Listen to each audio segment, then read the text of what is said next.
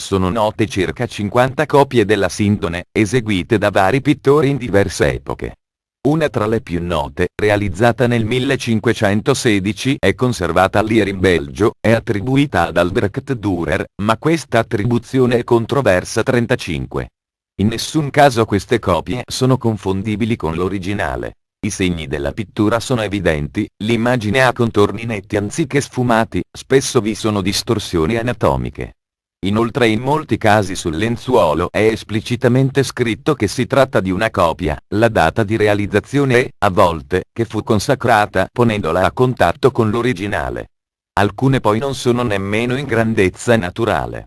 Ad esempio la copia di Lier è un terzo della grandezza. Sono state avanzate diverse ipotesi per spiegare la formazione dell'immagine impressa sulla Sindone di Torino.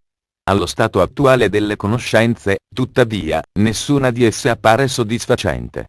Esse si possono dividere in due gruppi.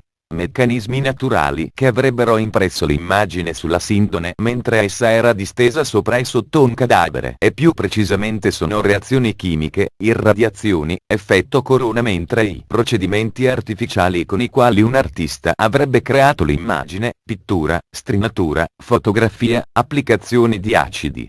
Ora non mi voglio dilungare sulle spiegazioni di ognuno di questi procedimenti. Ma una cosa è certa, nessuno di questi procedimenti e meccanismi hanno dato un risultato simile a quello della Sindone originale.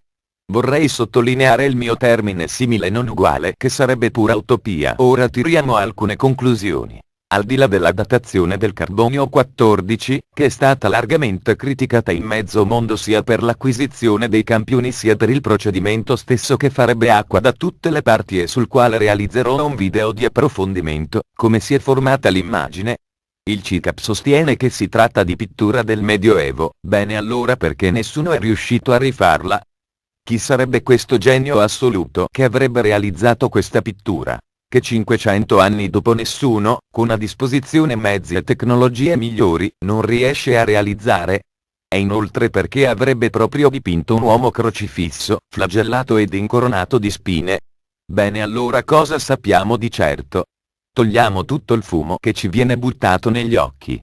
La Sindone è un telo che rappresenta l'immagine di uomo che ha subito esattamente la passione di Gesù Cristo e che questa immagine nessuno è in grado di rifarla. Ora è come fare 2 più 2.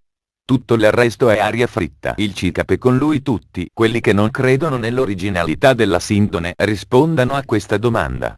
Perché un'immagine che è impossibile riprodurre rappresenta proprio la passione di Cristo? Perché? Va bene le coincidenze, ma questa mi sembra veramente un po' troppo.